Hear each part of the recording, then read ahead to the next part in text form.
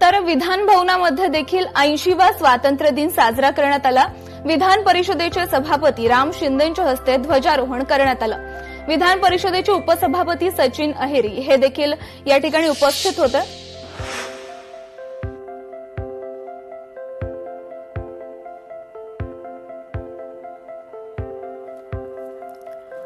तर विधान भवनात देखील ध्वजारोहणाचा कार्यक्रम संपन्न झालेला आहे। विधान परिषदेचे सभापती राम शिंदे यांच्या हस्ते ध्वजारोहण करण्यात आलं। त्याचप्रमाणे उपसभापती सचिन अहिर हे देखील या कार्यक्रमाला उपस्थित होते। तर आपण पाहतो 80वा स्वातंत्र्य दिन विधान भवनात सुद्धा साजरा करण्यात आलेला आहे।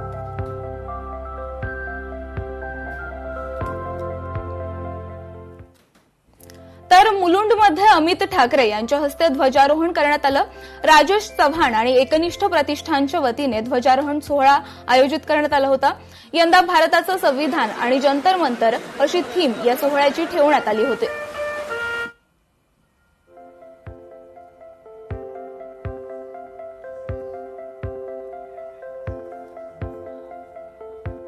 आजचं ध्वजारोहण हे खूप सुंदर अशा प्रकारे संपन्न झालेलं आहे आणि झेंजी हा कोणत्या प्रकारे म्हणजे झेंजीना आज अमित साहेबांकडनं केवढ्या अपेक्षा आहेत हे तुम्ही सगळ्यांनी पाहिलं असेल की अमित साहेबांना भेटण्यासाठी ते अक्षरशः तुटून पडले होते या ठिकाणी आणि प्रत्येक जण अमित साहेबांना भेटत होता आणि प्रत्येक जण अमित साहेबांना सपोर्ट करत होता की साहेब आम्ही तुमच्या सोबत आहोत म्हणून। पाऊस किती आला तरी लोक या ठिकाणी स्वातंत्र्य दिन फार मोठ्या उत्साहात साजरा करतात। प्रतिवर्षी हा स्वातंत्र्य दिन सोहळा साजरा होतो आणि पावसाचा थोडा का होईना हा वर्षा होत असतो, परंतु जनता या ठिकाणी मात्र ठामपणे आपल्या देशबांधवांच्या नागरिकांच्या सलामीसाठी या ठिकाणी उभी असते।